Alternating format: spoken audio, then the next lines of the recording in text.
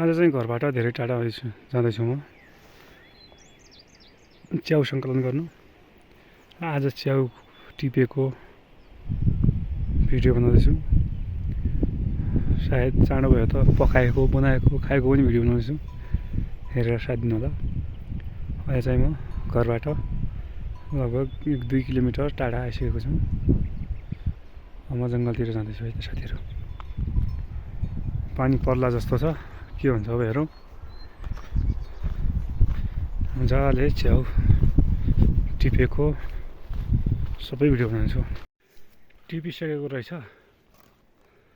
अलिकति मात्रै बचा रहेछ यो मुढामा साथीहरू। यति मात्र भेट्यो च्याउ, धेरै टिपिसकेको छन्। यो अलि सानै छ, यति भयो भने टिप्छु म।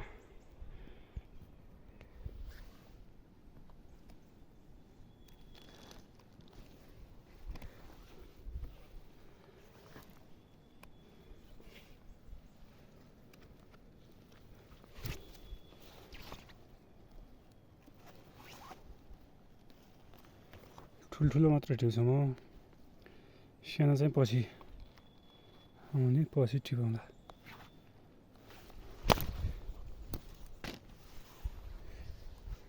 त्यसपछि म टिप्दै गर्छु। यहाँनिर यति सङ्कलन गरेर साथीहरू, बाँकी यता छ अलि, यो सानै छ, अलिक ठुलो भएपछि टिप्छु। यहाँ चाहिँ यो यति नै छोडेँ मैले, ठुलो भएपछि फेरि आउनुपर्छ। यो सानैमा टिप्नु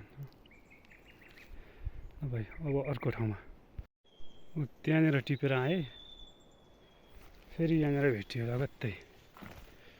अलि बढ्दै रहेछ यता चाहिँ, यो यता छ अलिकति। यहाँनिर थुप्रै भएछ, थोरै यति मात्र हो। बाँकी पछि आउँदै गर्छ, पछि टिपाउँला। ट्याक्क लाली गुराँसको बट्नेर टन्नै पाइसकेको च्याउ, यति भएपछि पुगिहाल्छ। यो एउटा मात्रै भेट्यो, धेरै ठुलो च्याउ भेट्यो साथीहरू, यत्रो।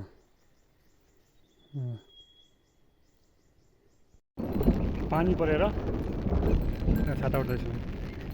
आज चाहिँ यो जङ्गलमा च्याउ टिप्न गएको थिएँ। यो भिडियो देखाउँदा भनेको पानीले मोबाइल भिज्ने भएर भिडियो बनाउनु पाइनँ। अब एकैचोटि यो झोलामा ल्याएको छु, एकैचोटि घर गएर देखाउँछु।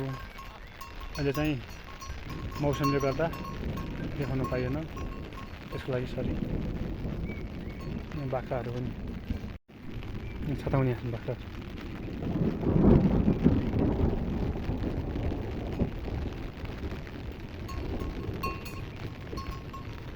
अब चाहिँ म यो बाटो हुँदै यता यता यता यता घरतिर लाग्छु। अब यो च्याउहरू खोल्ने काम घर गएर हुन्छ, हेर्दै गर्नु होला। 12 बजेदेखि घरबाट गएको थिएँ, 1 बजे पानी पर्न लाग्यो अहिलेसम्म। अहिले 4 बजिसक्यो, 4:30 भइसक्यो। लगातार पानी परेको छ। त्यही भएर त्यस च्याउ सङ्कलन गरेको भिडियो पनि देखाउन पाएन। अब एक्कासी घरमा च्याउ देखाउने छु, कति ल्याएको छु मैले। टन्नै पाएको छु च्याउहरू, त्यही भएर हेर्दै गर्नु होला। म चाहिँ घर पुगेँ। अब यो मेरो घर यहाँनिर।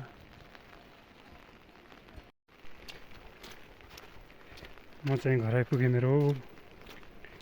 बाटोमा हिँड्दैछु। यो चाहिँ मोटर बाटो हो।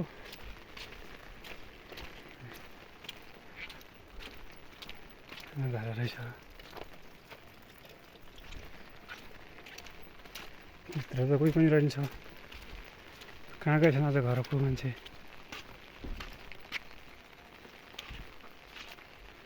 कोही पनि छैन।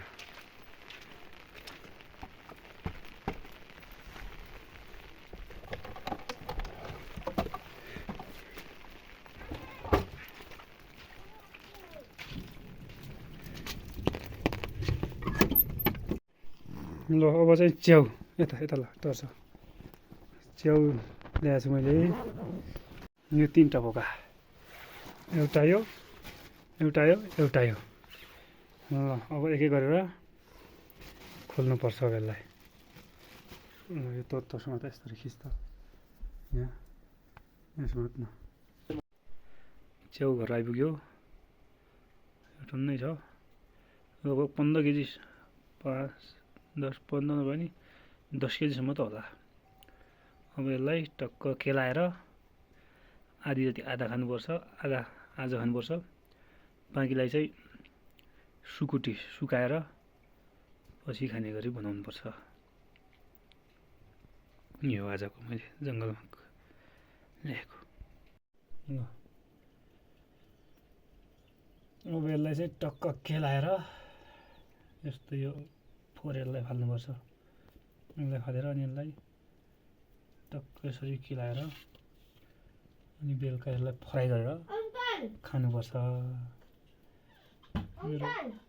मेरो मुख पनि देखाएर अघि यसरी टक्क म केलाउँदैछु बेलुका टक्क तेलमा ट्याक्क भुटेर हल्का हल्का सुप बनाएर खानुपर्छ मिठो हुन्छ झोल जस्तै हुन्छ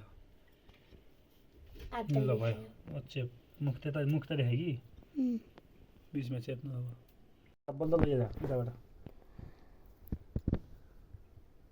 आज सबैभन्दा ठुलो च्याउ मैले आजको सबैभन्दा ठुलो यो पनि होइन त्यो त बिचमा पऱ्यो हो यो छ आजको सबैभन्दा ठुलो च्याउ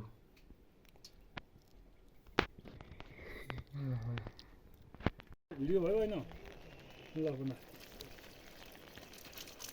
भयो नदी जान अलिक खाली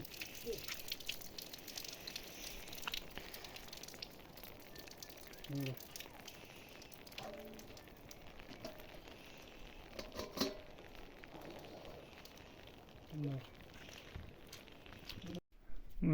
सुरु गर्यो तात्यो होला तातिन तातेको डढेको हो बन्द डढेन अघि त्यो प्याज मसला यो पिन्नुपर्छ पिनेर हाल्नु त्यो पछाडि हाल्यो त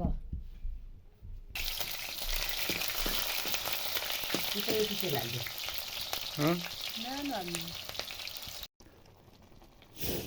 तिनीहरूले छानामा धोयो अघि हाम्रो कुदिया तिनीहरू पहिला धान गोलेर सफा लाग्ने अहिले परि भाग्यो गयो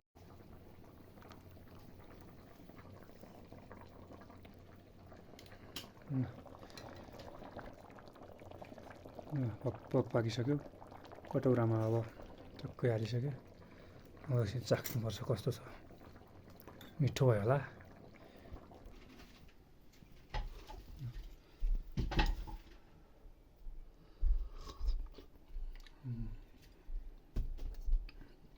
मिठो छ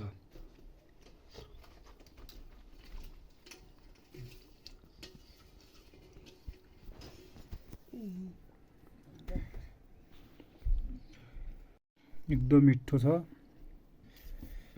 तातो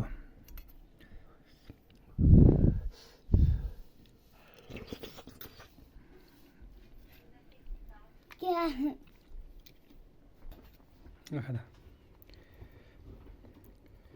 यता हेर्नु मिठो छ होइन ल खान्छ मिठो छ नि ल हस् त साथीहरू अन्तिम समय हेर्नुभयो भने धन्यवाद।